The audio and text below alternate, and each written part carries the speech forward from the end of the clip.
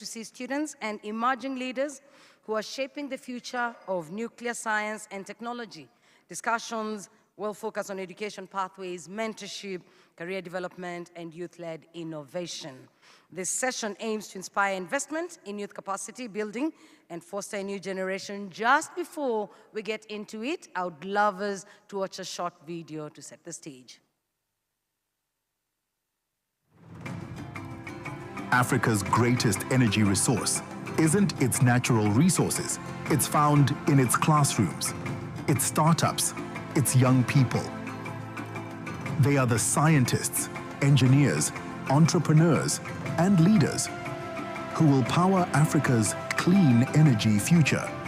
Across the continent, youth are driving innovation in nuclear science and technology, pushing boundaries and reimagining what's possible. But unlocking their potential requires more than inspiration. It takes access, mentorship, and sustained investment in skills and opportunity. This session calls on all of us to empower the next generation of nuclear champions. Talent, opportunity, future. Encouraging youth empowerment and capacity development. And to facilitate this session, I would love to invite on stage Ryan Pickering.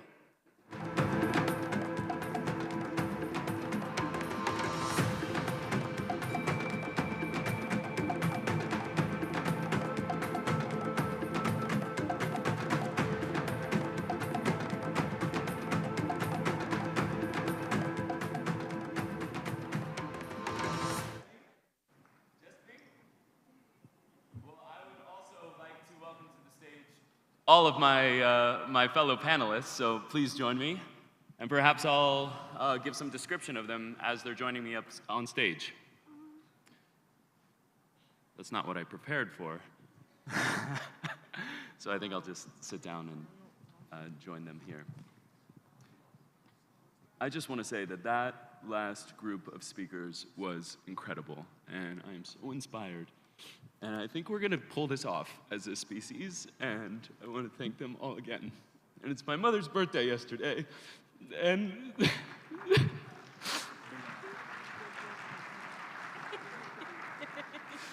and my mother's an educator, and she's empowered me to take this on. And we cannot do this without women leadership. So thank you again.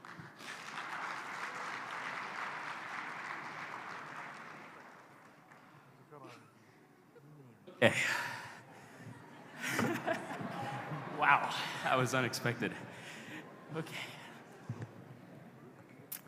Here we are.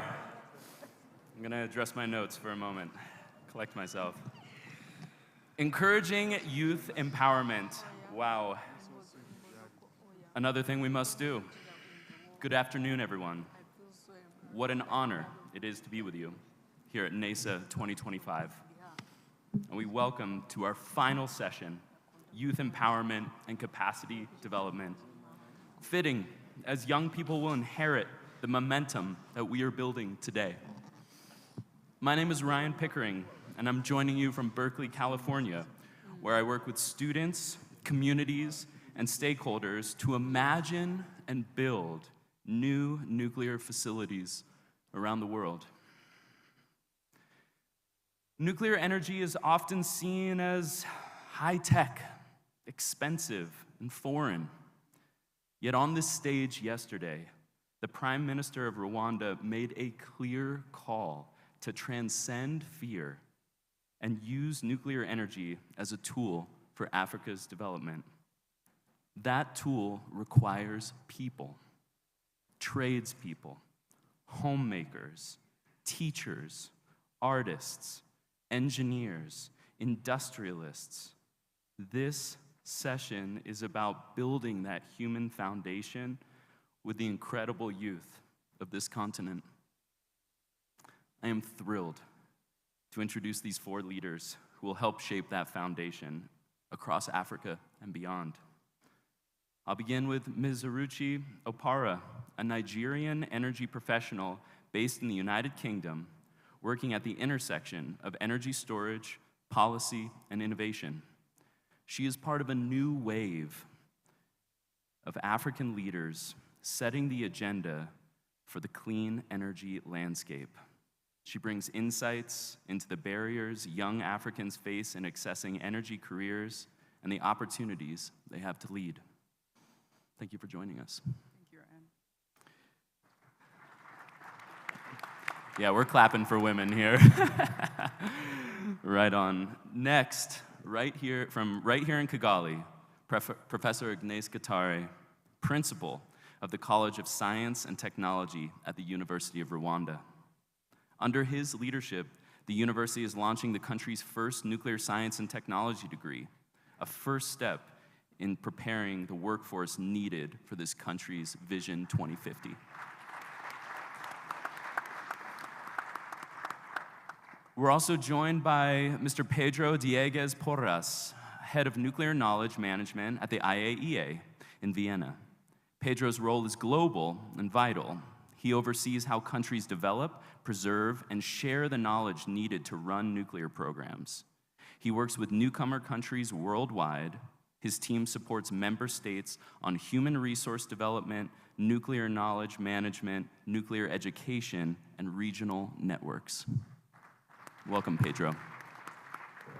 Finally, joining us from France is Mr. Dom Say. Dom is the founder and president of Africa Association of Professionals in Nuclear, or AAPN. Originally from Senegal, Dom has spent his career advancing nuclear fuel management in Europe while building a powerful Pan-African network that connects African students and professionals across the globe. Through mentorship, training, and outreach, AAPM are helping young people find their place in this field with a collective African voice. Thank you for joining us, Dom. Professor KIGALI, I'd like to start with you. As the principal of a leading university in this country and in Africa and the world, the University of Rwanda, what a place. Give us your insights about what it takes to empower today's youth. Thank you very much. I think the first step to empower the youth is to give them what they really deserve. I know currently we are living in a world with a changing professional environment. The world is changing, and the requirement on the job market, either be on a professional job or you want to be an entrepreneur, the conditions are changing rapidly. So what we think as a university is to provide programs which are relevant. By relevance, I mean the youth should be part of the process. In designing the program, we ensure that we map the demand of the market, and we ensure that during the delivery of the program, we don't just give them static program, but program which are tailored to the needs of the market. To do so, what we do, we consult the industry so that during the program delivery, we co-create those programs. And I think in that way, we can ensure that we are aligning our supply to the demand. And the youth, our client, and I consider them our precious client. The second, to inspire them, you need to give them an enabling environment. We know currently innovation is taking another part of the education. And as far as the University of Rwanda is concerned, working with partners, for example, the UNDP and the Ministry of Innovation and ICT, we've been able to establish a university innovation pod. And what we discover as an educator is really a disruptive environment whereby a student studying geology, because our college offers a wide range of programs, start to innovate in AI.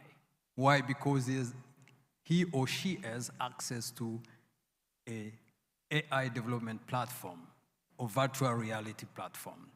So this enabling environment, like innovation and entrepreneurship hub, allows students to exchange and to also self-empower. In our case, we saw them developing a movement I currently myself learning from called Innovation Here and Impact Everywhere. Those are very inspiring words. Myself as an educator, I could not see. So I think that is a way to empower them, but also give them the opportunity like this summit. I want to thank the CEO of Dual Fuel. While attending this conference on Friday, he delivered a public lecture to our students. So I think coupling the formal education and the exposure and enabling environment, we give the youth the opportunity to express their talent, but also to be actors themselves of the education process. Thank you. Thank you, Professor. Well, let's hear from a real live nuclear professional. Dom, tell us about your journey into working in nuclear.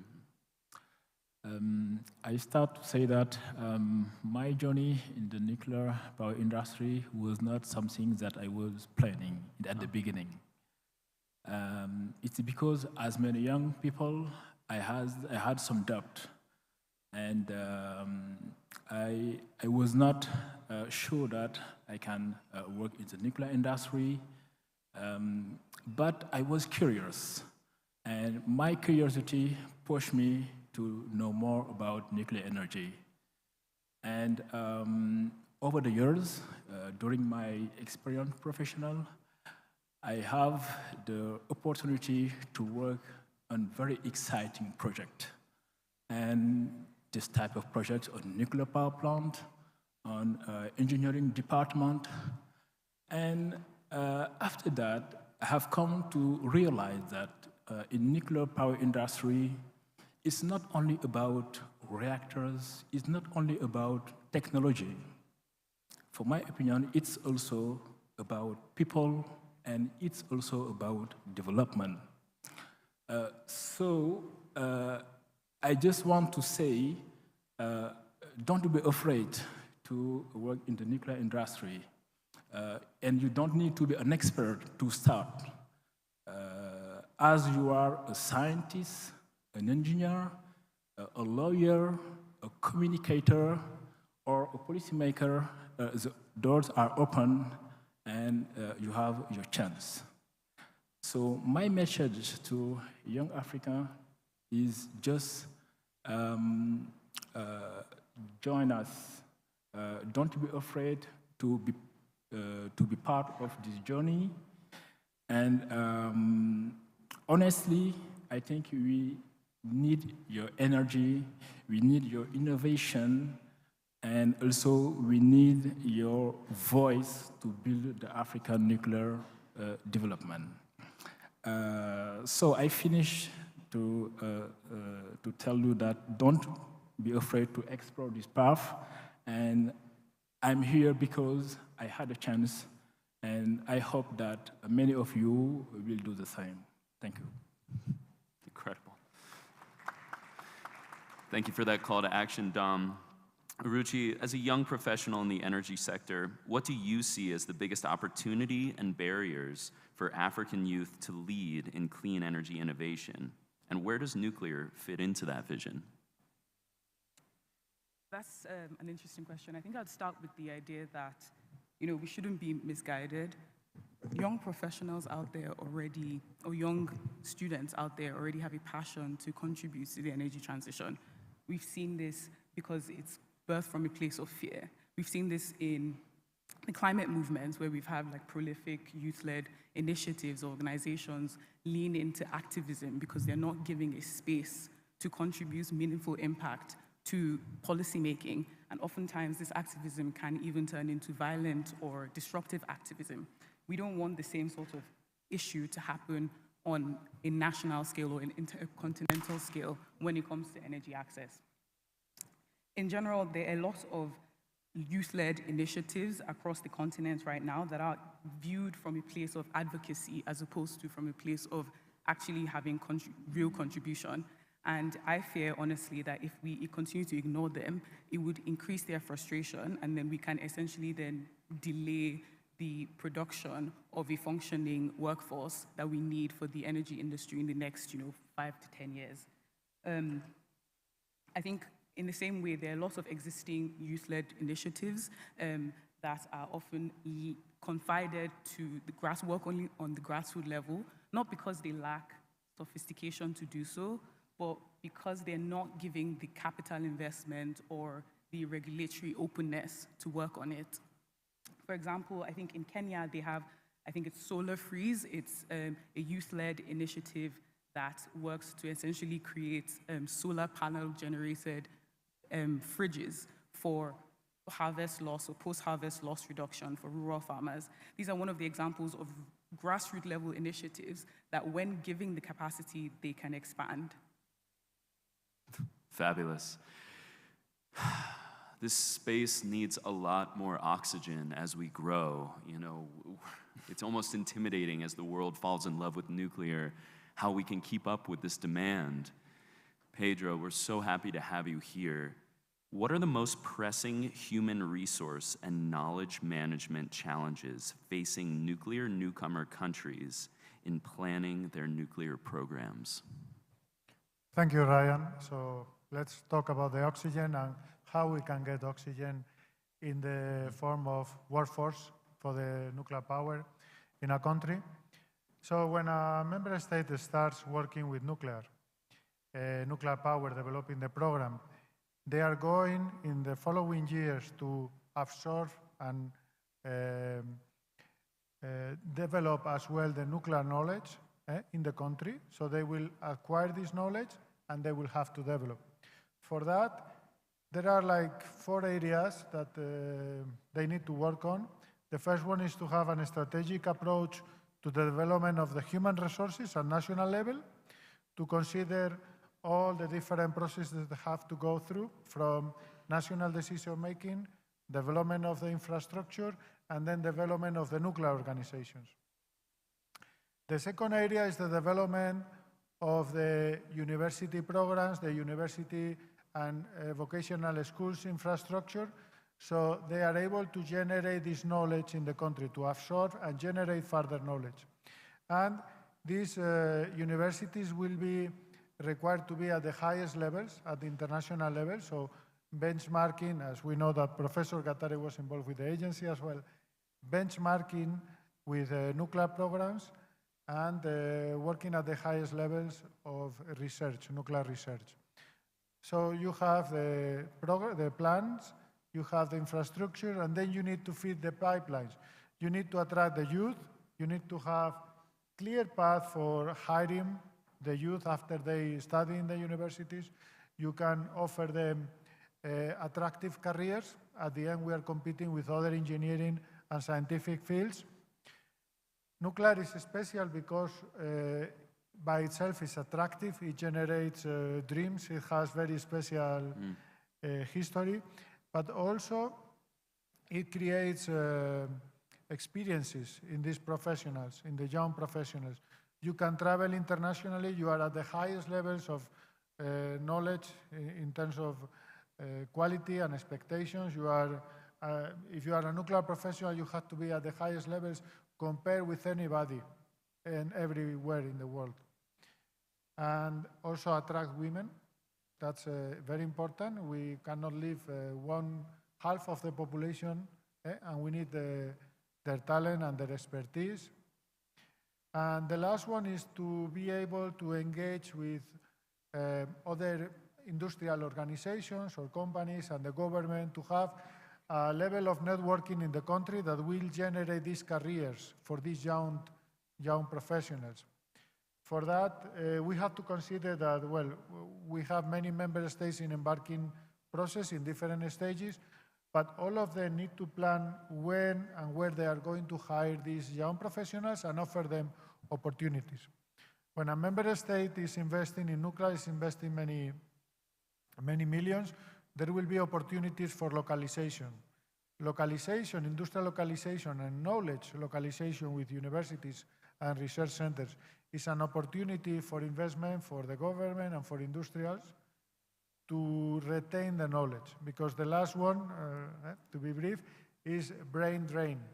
You have, as long as you have invested years and efforts to develop these experts in your country, you have to retain them. You have to avoid that they go somewhere else and take with them the years of knowledge and expertise they have accumulated.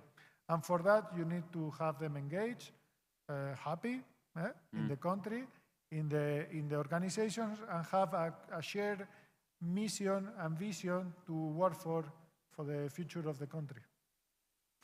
Thank you, Pedro. We're so lucky that we don't have to figure this out by ourselves. There are so many resources that generations of our ancestors have put together for us, and we can tap into that through the IAEA, and that has such a spirit of collaboration and an international framework of science and technology that we can achieve peace through. And I really admire the peaceful effort that your organization is bringing forward.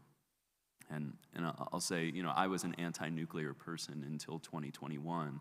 I just didn't understand it. And using IAEA resources, I was really able to unwind that cultural baggage that this, especially older, my generation and older, have around this technology. Now, there are so many young faces in this room, and I want to thank all the students again for taking 2 days to coming and joining us. And I just see the attentiveness, and I've been able to meet you after the sessions yesterday, and just the enthusiasm to join us, and we need that. And it's so encouraging to see people uncoupled by some of that baggage of the past and just optimistic and ready to build the future.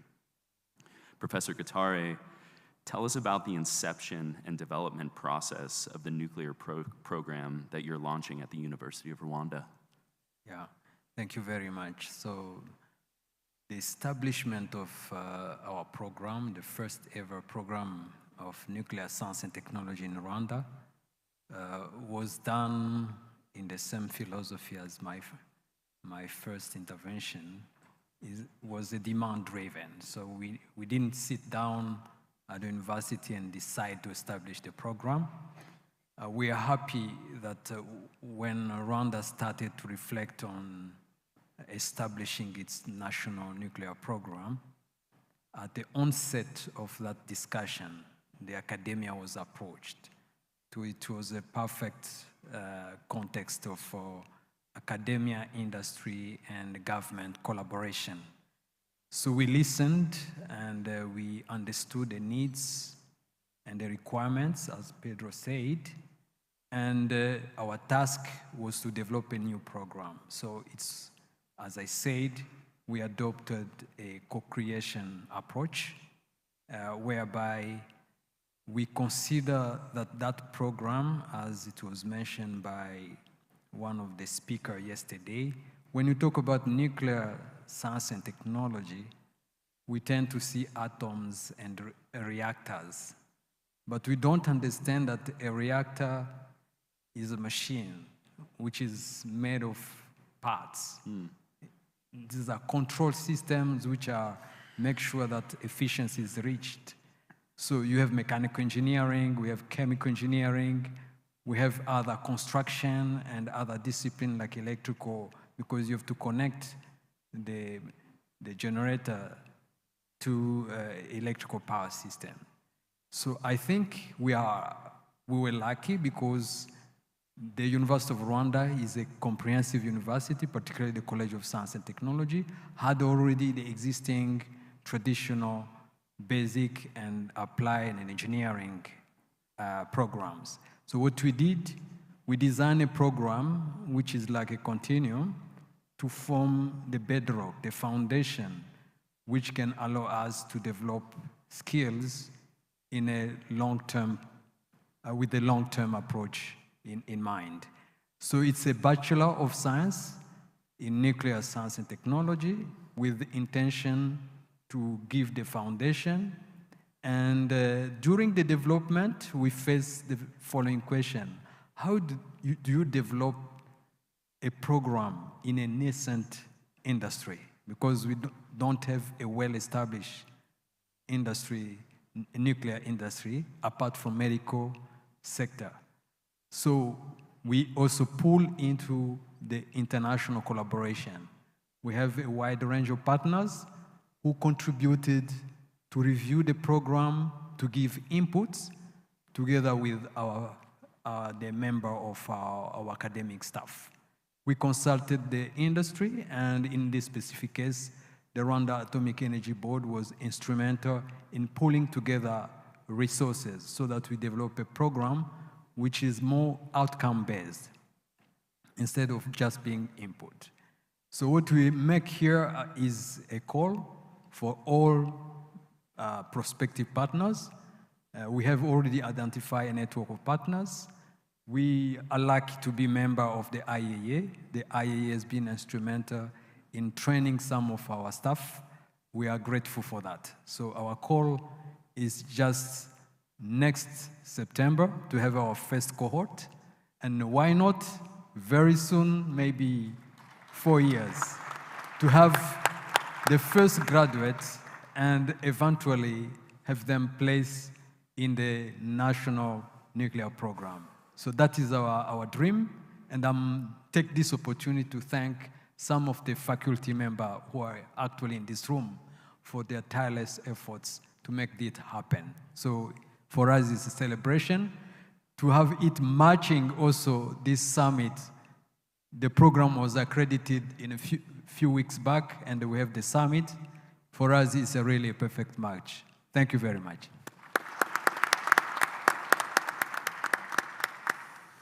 Thank you to our teachers. Thank you to our students. In the US, we describe this new love for nuclear as the vibe shift. Something changed. And thank you for reminding us that nuclear reactors do not run on vibes, and we need to get to work and start learning this with our own hands. We have to get out of these textbooks and into these experiments, and hopefully pouring concrete very soon and really building this society-wide movement. Dom, how important is mentorship, professional networks, and regional collaboration when strengthening youth leadership in Africa's nuclear future? I think that mentorship is one of the biggest tools we have, and sometimes it seems that it is overlooked. When young people have someone, especially someone who have experience in the nuclear field, who guide him, I think that it builds confidence, it builds motivation, and that's why at AAPN we are working to launch a mentorship program, and in this program it looks like experienced expert from nuclear field. They matches with African young professional, so they can talk regularly, they can give advice, and building a strong relationship. APN helps also young to be part of a community, to be part of the conversation, and also to be part of something which is bigger. About the regional collaboration, I have just to say that if African countries, they collaborate together, like sharing training opportunities or sharing platform in safety, I think that it's not just like, we are not just like helping individuals. We are building an ecosystem, a continental ecosystem. And this ecosystem supports the development of a nuclear power program in Africa. And in this ecosystem, we put inside, in the center, the African leadership. Thank you, Dom. Aruchi, what do you see as the biggest opportunity, based on your experience in energy policy engagement, what do you see as the biggest opportunity in between academia, government, and industry, building youth capacity and fostering a new generation of African energy professionals, as well as entrepreneurs in the sustainable development space? Honestly, from my perspective, I think that the best application of like an interaction between three sectors is one where obligation sort of flows cyclical. So I guess we would have policy enabling education, and then education feeding into industry, and in the end, essentially having the industry directly reinvesting into the youth, so we can have sort of like a clear pathway between education and learning, all the way down to like job creation and career building. I think at the moment, if we want to have a domestic or like local skill set of young adults able to contribute to an energy industry or a nuclear energy industry in 5 to 10 years, we need to start addressing energy literacy from pretty early on, from like teenage years. I think at the moment, there are a number of like STEM students across the continent that go through their entire career or their entire education pathway without actually coming across the nuclear field. And obviously, it's not because it's not relevant, it's just because it's not fully embedded into their curriculum. From my view, like I said, from policy making that decision, I think this is a simple policy issue. I think it's the government's duty to set or enforce curriculum reform that then includes nuclear into these industries or into these multidisciplinary approaches. Obviously, not just within the engineers, because in order to have this energy technology that we're looking for, we need more than just nuclear engineers. We need lawyers, as everyone has said, we need lawyers, we need economists to access localized cost models. And even deeper than that, we would need anthropologists or sociologists to kind of go on the grassroots level to assess or review like the cultural impact of including this technology, this high technology, if we're assessing the view of having SMRs in remote or off-grid locations. I think there are lots of pathways that we can sort of address when going through that. And I think a good example actually is in Ghana. So in Ghana right now, they have workshops where they incorporate regulatory bodies, academics, and even professionals, and they bring students to have this face-to-face interaction with professionals in the industry to kind of start that mentorship approach. And I think those are the types of hands-on, cross-sectoral initiatives that we need in order to have a functioning energy system that includes high-tech technology like nuclear in the next 2 to 20 years. So the education doesn't end with school. It moves on, hopefully, to mentorship. And gosh, how much have we learned from our mentors? Shout out to all the people who mentor, and to the young people someday, you need to learn so that you can continue to pass it on, and this is the way. Sometimes I feel that the world is a bit afflicted with energy blindness, that we live in such a energy-dense world now. It's hard to understand how much energy has been expounded upon almost everything we look at. And so restoring energy education, or renewing that, or innovating in energy education, I think will help contextualize and allow us to transcend to this abundant energy reality. And we'll need a lot of mentorships and teachers to do that. And I think that's something that the nuclear industry has done quite well.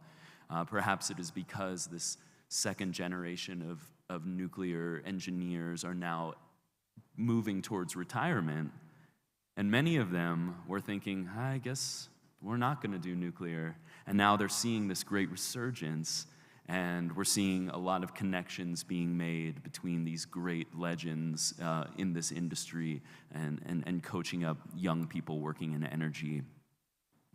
Pedro, how is the IAEA supporting youth engagement and capacity development in nuclear knowledge management? And what opportunities exist for African students and professionals to benefit from these programs? In the agency, we give support to member states on human resource development, knowledge management, and their organizations. Activities that we are targeting youth and nuclear professionals where they can participate I would like to mention several of them. The first one, we have the nuclear energy management schools. We run a nuclear knowledge management schools. We run around 15 of them each year, all around the world. This year we had in Kenya, Canada, Russia, China, Japan, US, Brazil. The Nuclear Energy Management School is a 2-week school. The participants come, gather, and for 2 weeks they receive lectures on technology, but also nuclear law, nuclear safety, all the different elements that the agency can offer to cover all the different technical fields related to nuclear energy. Nuclear knowledge management is for practitioners who work on nuclear organizations, and they are involved in retaining the knowledge in the organization and management systems and retaining the expertise in the organization, also from human resources point of view. Then we have 2 flagship projects for women. The first one is the Maria Sklodowska Fellowship Program. It was launched by our DG, Director General Grossi, and it facilitates the access of young women to master programs in nuclear. And after that, they have a 1-year fellowship. So the fee of the master program plus the 1-year fellowship in the agency or in many other nuclear institutions around the world.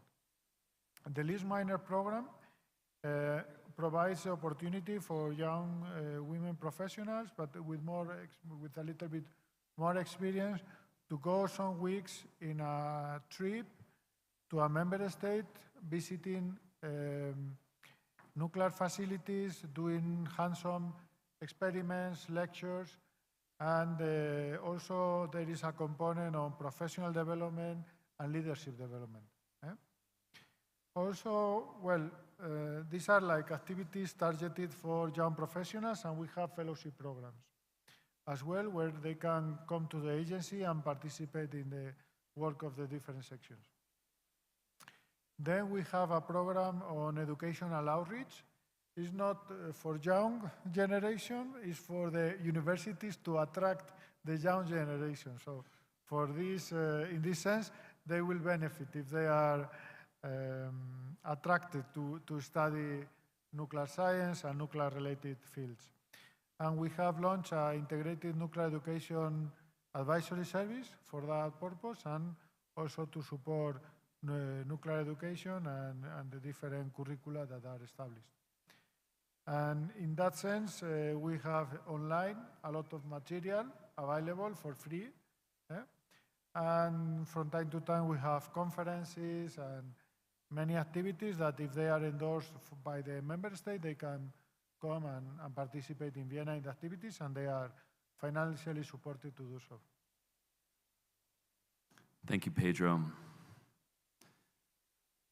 Professor Guattari, you're inheriting these young people as they enter college, and many are already on their path. You know, how do we go deeper?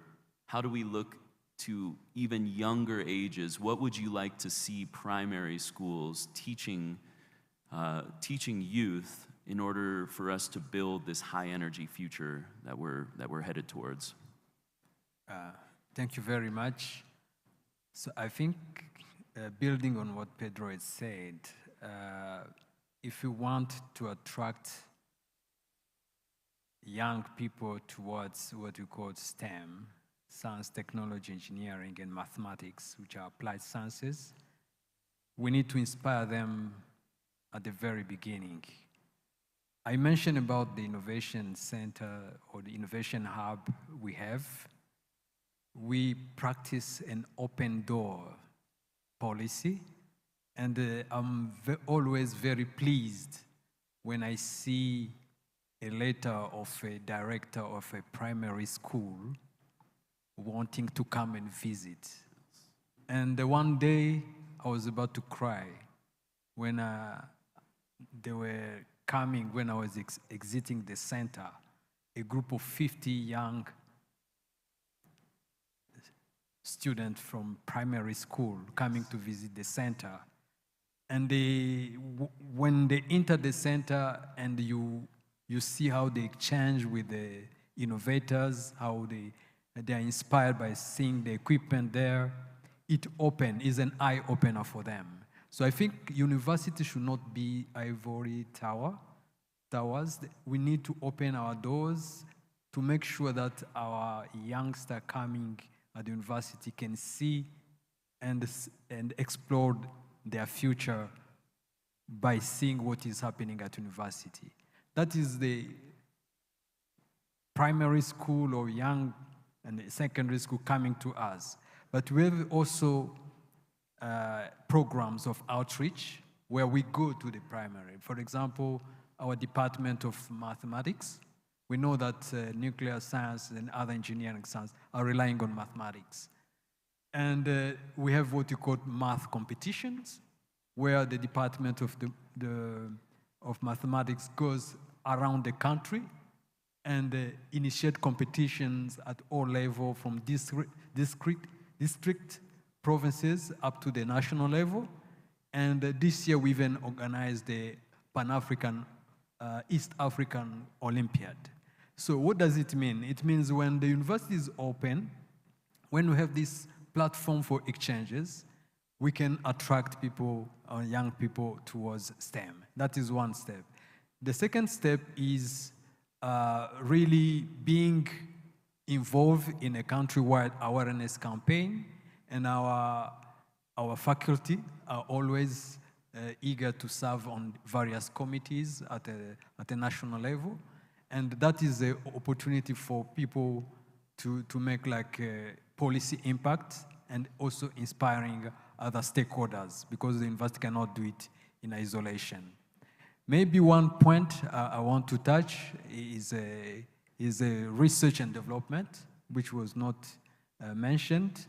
My understanding is that if we want really to ensure that this energy is reaching the maximum of African people, we need also to develop processes and systems in such a way that research is customized here, so that we are not simply consumer of technology, but rather producer of technology.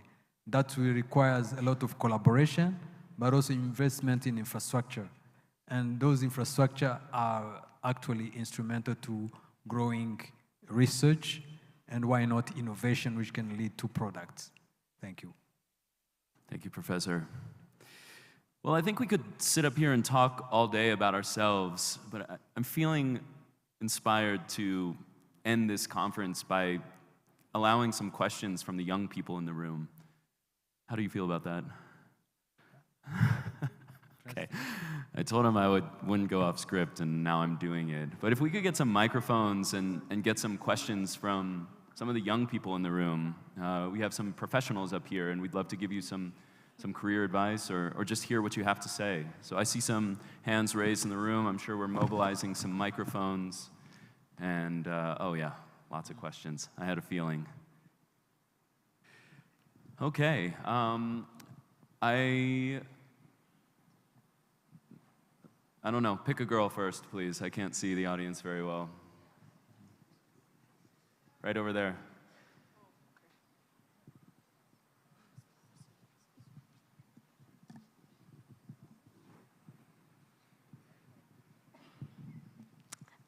Thank you so much. By the names of Wer Anshfani. I'm a student at University of Rwanda, and I'm in the youth-led initiative of NICE Club, which is a club of advocating about the nuclear. So I wanted to ask the panelists, we've been saying about youth inclusion, so I want to know what steps can be taken so that this youth inclusion is not only symbolic, but it could also come in real-life solutions as youth and have a leadership and other opportunities. Thank you. That's a powerful question. I can take that one. Please. I think, much like what I was saying in my early, response, we sort of view, and youth, I'm including myself in this conversation, sort of view high-tech energy systems like nuclear as off limits because of its high capacity requirements and the regulatory frameworks that are around it. But I think at the moment, there are innovations or initiatives that young people can take, including, we can create, data-driven platforms that covers nuclear safety. We can support the design of, maybe hybrid systems that incorporate solar and BESS, or battery energy storage, in with the types of modular nuclear systems that we're keeping in mind.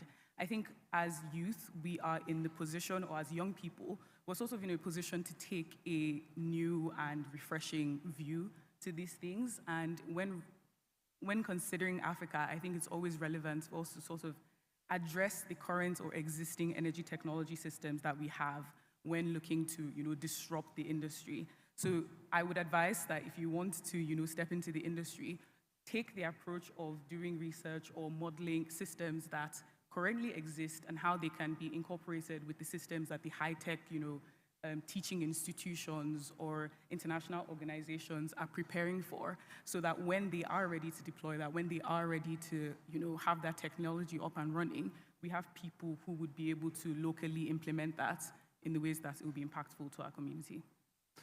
Yes, and I want to build on that, often we other nuclear. We think it's different and it needs to be regulated in a different way. And while nuclear energy is wonderful, I think we're all realizing it's just another industrial technology, and it has to play on the grid with all of our existing resources. We're not starting from scratch here. We're trying to integrate a competitive energy resource. And I think we can learn a lot from Rwanda and the way that they are regulating nuclear through RURA, which is their utility regulator that regulates many things. And so, Fanny, to give my 2 cents is, yes, we need to be curious about energy as a whole and how the whole thing works. And only then can we understand how nuclear can be competitive, because expensive nuclear is not good enough. If it's just a pat on our back and a feather in our cap, that doesn't serve humanity, and we won't build a lot of it. We have to figure out a way that this really drives down the cost of energy and increases access for everyone. So I recommend young people to challenge themselves to understand and take a holistic look at the whole energy grid. And I think when you do that, it will reveal why nuclear energy is so wonderful. More questions? Dom, did you want to say anything to that? For me, youth must be part of this journey. I just share my experience in the nuclear industry. As a new build, a lot of African countries has new build, and they need a workforce to operate nuclear power plant for many years, maybe for 16 years. So we need to start with young people to train them for maybe a couple of years, and that they can operate the nuclear power plant for decades. And that's the key. That's the key. So we cannot build a nuclear power plant without young people. Thank you. And Professor, did you want to comment? Yes. I think the youth inclusion is a very important issue. And as I said, is the enabling environment. And I talked about the approach of co-creation. And when we involve the youth, and we trust them, because when they are self-organized, they are more even innovative. So we have just to allow them to be accompanied in that process, but leave them the liberty of exploring more through the process of support. So the enabling environment and coaching and mentorship can be very powerful tool to allow them to increase their capacity. Thank you. Loud and clear, Professor. Yeah. More questions from students? Yes.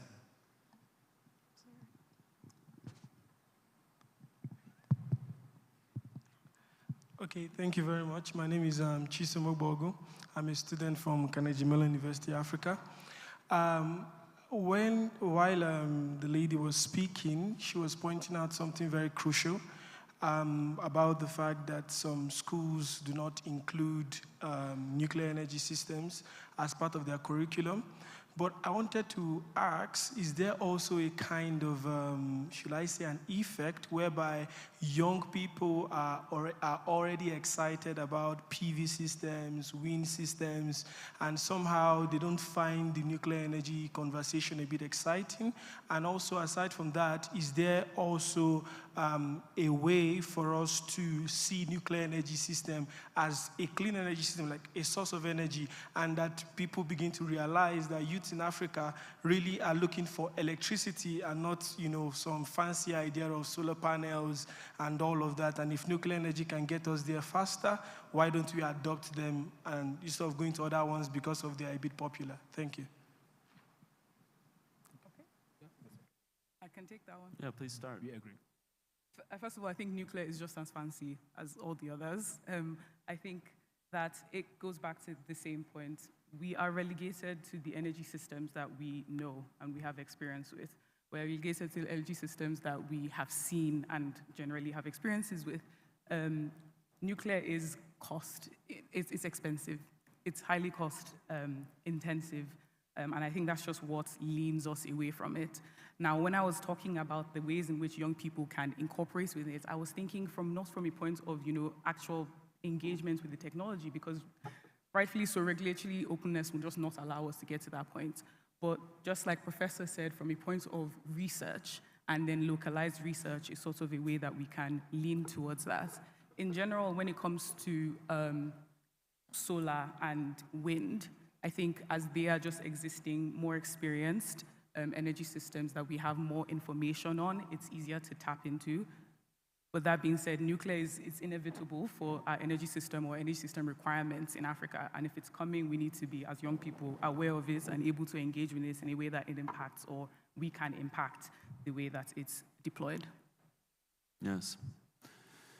Pedro, do you have any perspective now that nuclear is regaining popularity of how we can integrate this into broader energy policy? We're seeing Europe kind of change their tune on nuclear energy. We're seeing the World Bank get in the game. You know, how can we integrate nuclear into our integrated resource planning?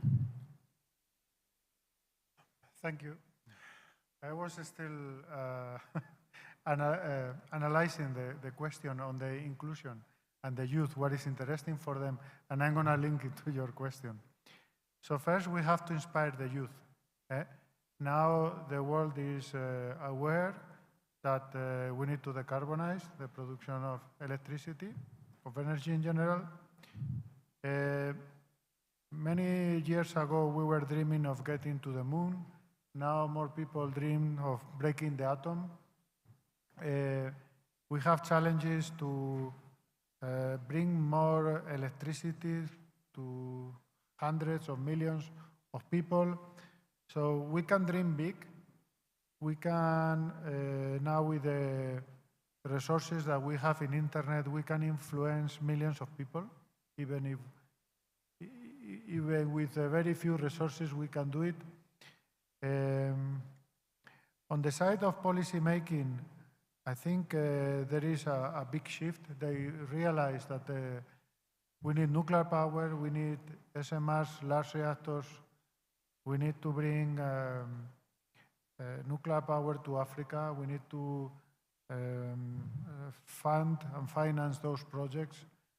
And the young generation is ready to study, I hope, to study, to learn, to develop knowledge, and to create a better future. So I think in the same way we can all dream that we'll have a better future. Policymakers on their side, youth on their side, and what we do, it will be, and especially when we talk about nuclear, it will be done for the next generations. 100 years, if we are able to launch a nuclear program, it will be for at least 3 generations of professionals. This is a huge and wonderful endeavor to take on. Thank you, Pedro.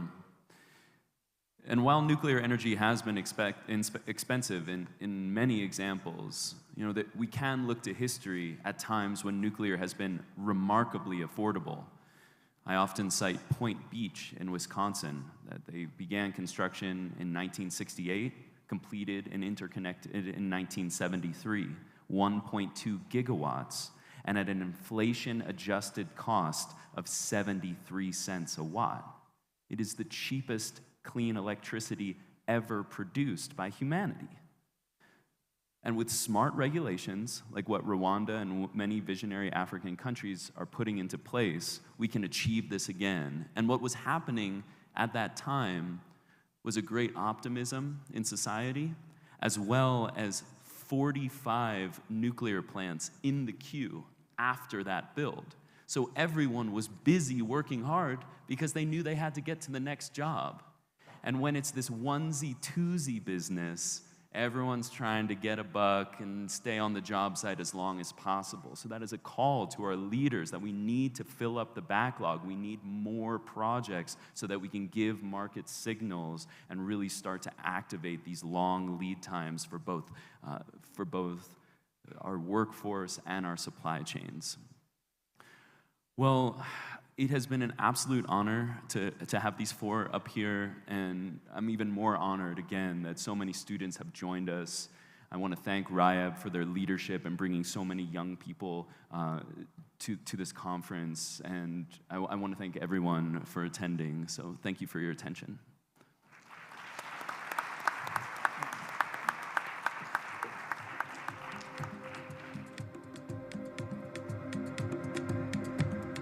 Thank you very much, Ryan Pickering and the team, for that insightful conversation. We do appreciate you. And now I would love to invite Professor Samuel Dampare, Director General, Ghana Atomic Energy Commission, to comment on what has been discussed on the Youth Empowerment session, as he also shares Ghana's experience.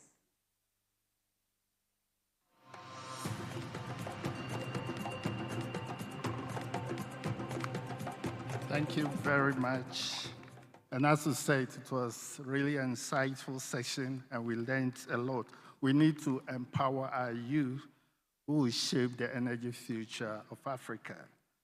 Excellencies, honorable ministers, distinguished guests, young Africans and students, ladies and gentlemen, good afternoon.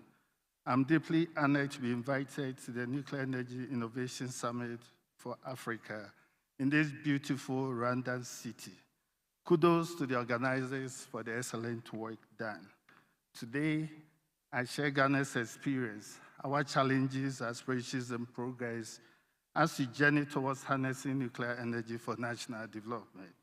I bring these reflections not just as a Ghanaian, but as an advocate for the young Africans who dare to innovate, lead, and transform their countries through science and technology. Ghana's path to nuclear energy is not just a technical story.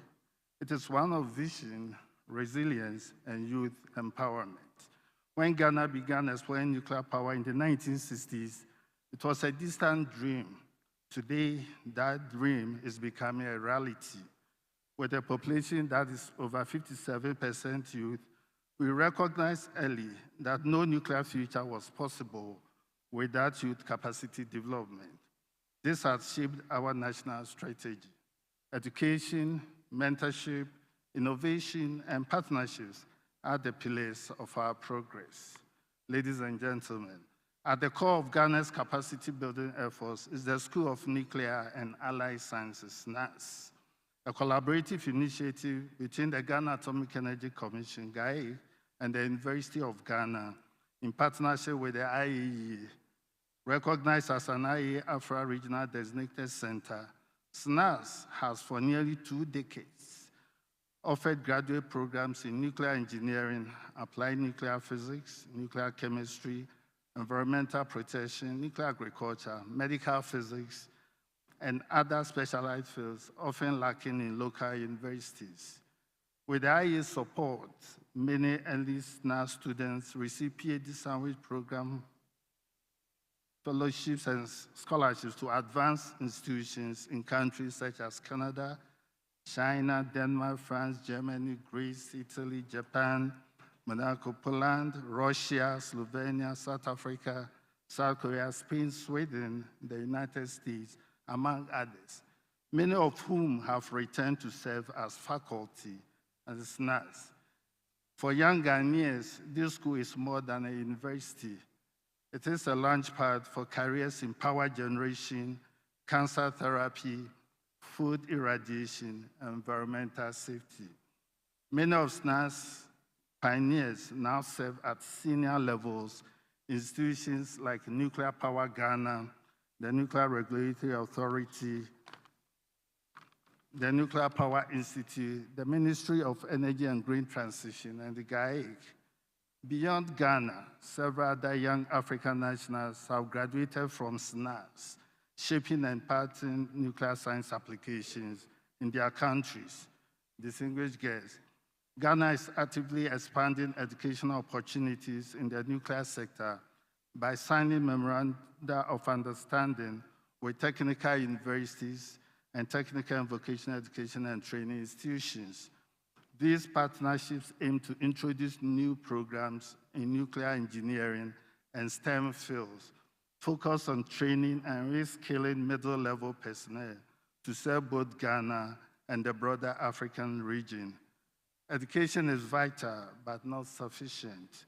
Mentorship, leadership, and professional networks are equally crucial.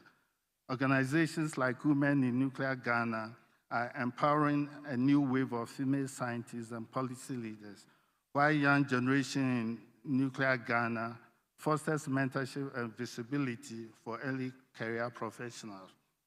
Professional bodies such as the Ghana Nuclear Society, Ghana Association for Radiation Protection, and Ghana Society for Medical Physics offer platforms for research, collaboration, and professional growth. Youth-led innovation is advancing rapidly. Ghana hosted the African Youth Nuclear Summit in 2021, highlighting breakthroughs in radiation protection, nuclear medicine, and energy advocacy led by youth. Yet our journey has not been without challenges. We have faced limited awareness, inadequate training infrastructure, financial barriers, gender gaps, unclear career paths. We are bridging these gaps through public engagements, innovation, and global partnerships. To demystify nuclear energy and address safety concerns, as well as encouraging the youth to develop interest in sciences through integration of nuclear science and technology into the educational curriculum. A 5-year national awareness program dubbed Nuclear Information Communication Education, NICE campaign, has been initiated. Furthermore, in August 2024, Ghana launched Africa's first clean energy training hub with U.S. Department of Energy support. In January 2025, we commissioned a new scale U2 simulator for real-time reactor training. Technical training in nuclear welding is also in the pipeline with U.S. backing. Indeed, Ghana's journey has been strengthened by global solidarity. Distinguished guests, in April 2025, Ghana demonstrated its leadership and commitment to regional collaboration by hosting Africa's first ever nuclear energy management school. Supported by the United States and facilitated by the IAEA, the program trained approximately 50 participants from 18 African countries. This milestone is one of several capacity building initiatives hosted by Ghana, complementing numerous international programs attended by our young professionals worldwide. Ladies and gentlemen, the nuclear journey is not just technical, it is transformational. The success of Africa's nuclear program would heavily depend on youth involvement. Effective progress rests on students, researchers, and young engineers and scientists to shape the future of Africa's energy landscape. Opportunities abound, not just in energy, but also in medical physics, radiation protection, agriculture, environmental monitoring, nuclear policy, law, and financing, among others. Let us build a generation of African nuclear professionals, entrepreneurs, and advocates who do not just operate nuclear reactors, but design, regulate, and innovate around them. Let us inspire more women, break down barriers, and create a shared future powered from within. Together, as this summit team affirms, we can exploit the potential of small modular and micro reactors to accelerate Africa's energy transition. I thank you.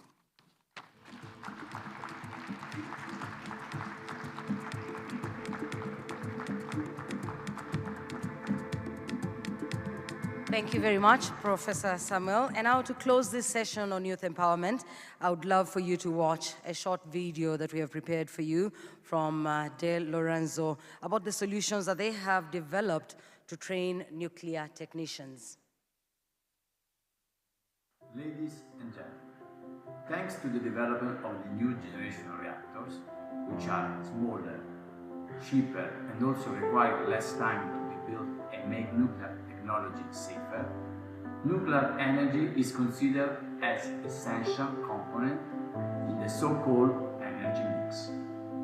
Skilled nuclear technicians are the backbone of the nuclear energy industry, ensuring its safe, reliable, and responsible operation. Hence, the urgency to invest in the development of these needed technical skills.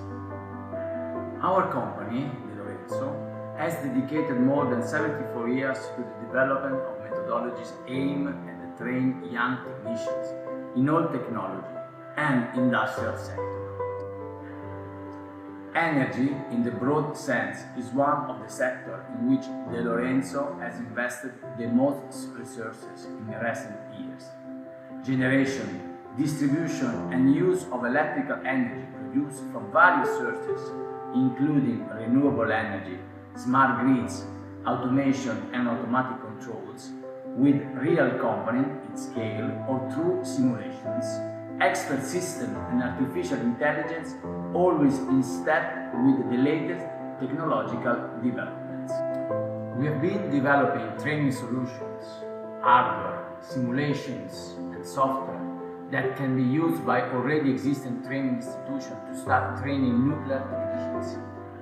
With the continued drive and high pace to add the nuclear energy into energy mix, investing in the training of qualified nuclear technicians and engineers has now become indispensable.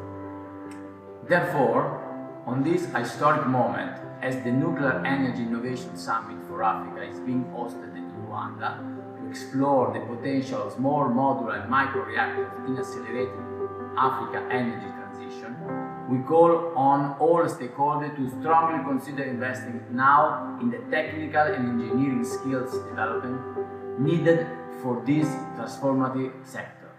Thank you. Thank you. Now, ladies and gentlemen, as we come to the close of this two-day summit, I want to thank each one of you for your presence, your insights. Thank you for the commitment that you have shown in shaping Africa's energy future. Thank you for spreading the word, sharing messages on the different platforms. We don't take that for granted. Today we've heard that women are not just consumers. Butelezi was on stage and she appreciated the organizers for having a women's session in a room with both men and women. That rarely happens.